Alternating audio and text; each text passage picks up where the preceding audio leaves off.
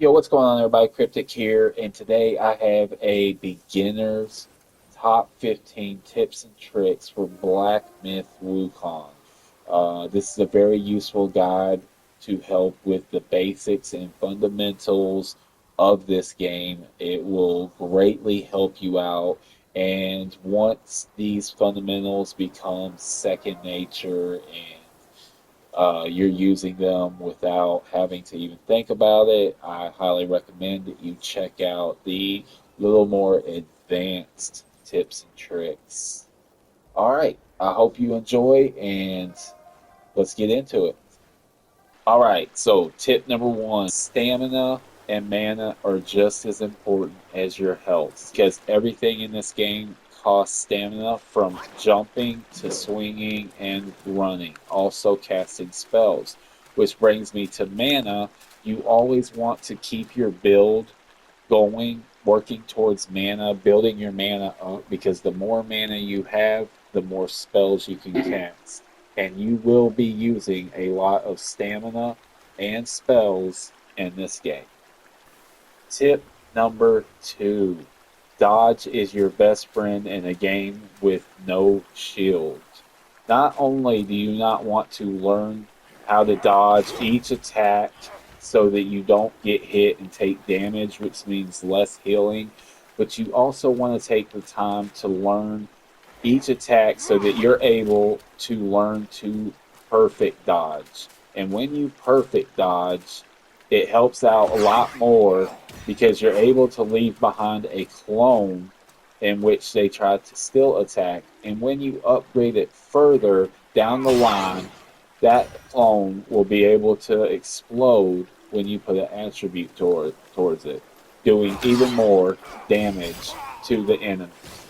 Tip number three, always take time to gather things that you see.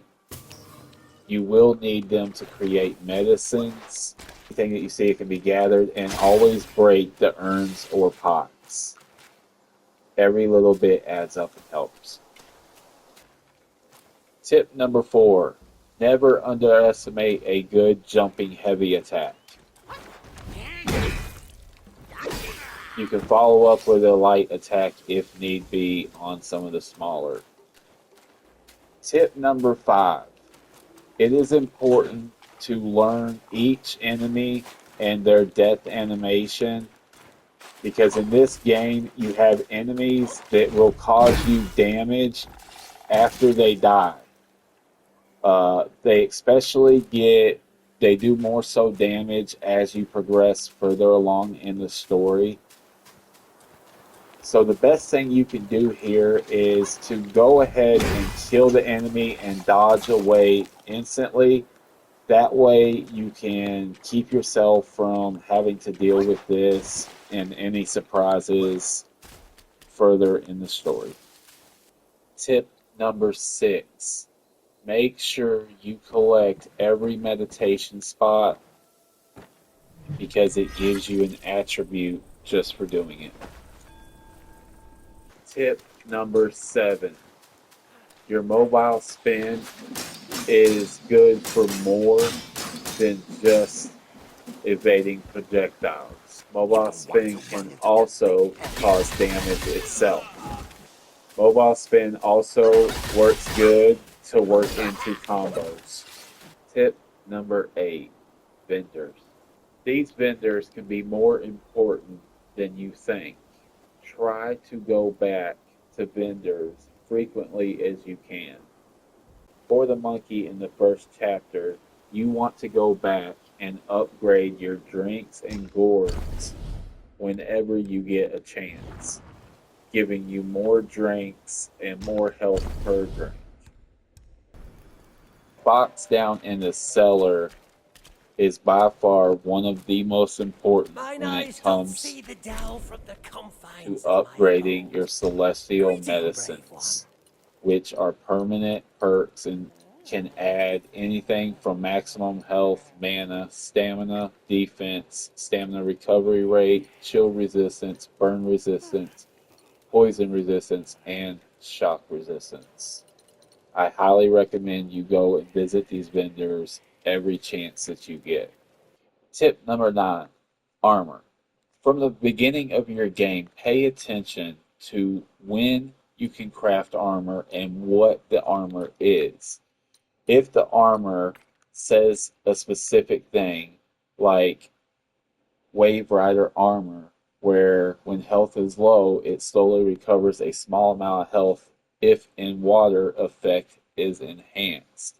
If you have something that says it has burn resistance, the reason you want to pay attention to these armors is it can kind of give you a hint of what you're about to deal with, either in an area or a specific boss. Also, when it comes to armor, sometimes it's not just about the stat numbers that is best. You really want to pay attention to the perks of certain armors.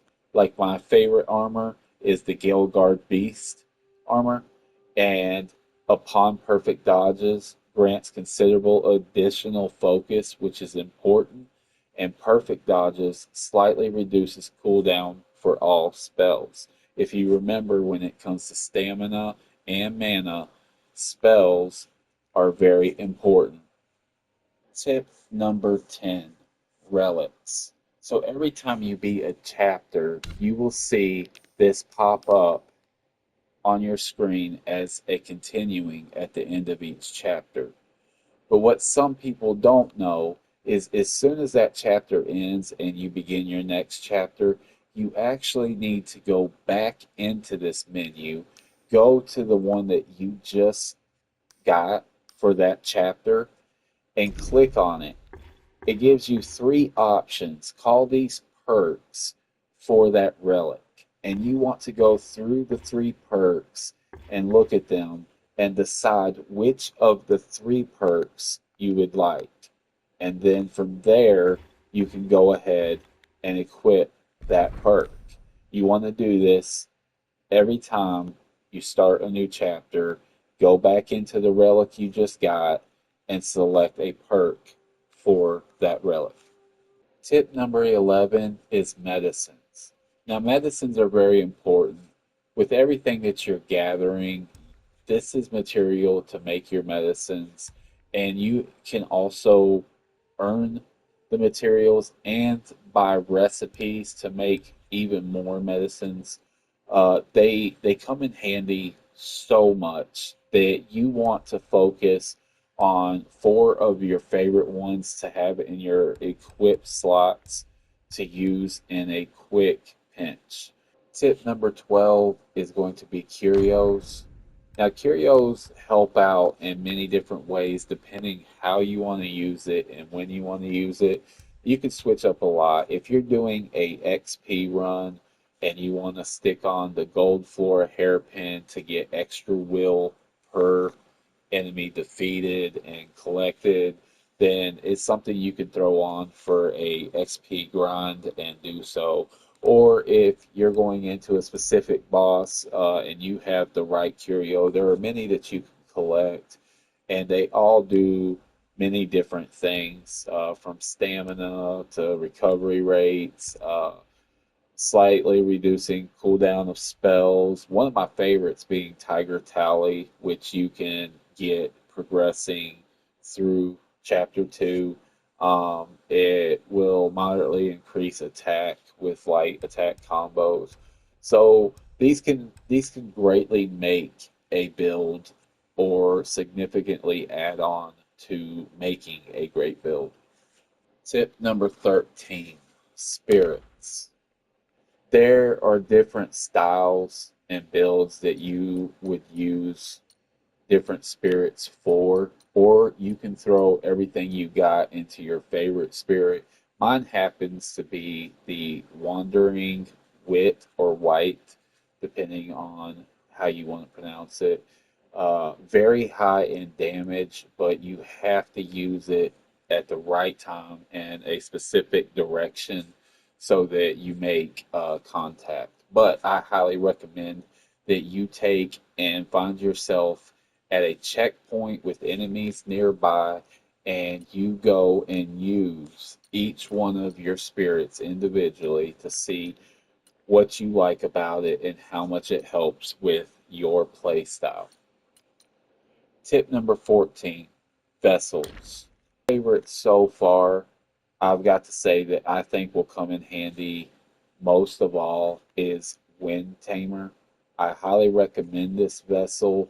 You can use it to basically knock back or knock down a boss enemy, giving you time to get hits in, but it also does a damage reduction for a short duration and slightly increases damage reduction. Tip number 15, gourds. Now, when it comes to gourds, you'll collect different ones with different little perks to them here and there. Regardless of which one you choose, I highly recommend that you take that gourd and continue going back to the monkey in chapter one. That vendor, you can upgrade your gourd, how many drinks you can take out of it, and how well they heal. All right, and that concludes this guide for top 15 tips for beginners. If you like what you saw, please hit the like button, subscribe, and get notified of when I drop content or go live next. And be looking forward to the next little more advanced tips and tricks for Black Myth Wukong.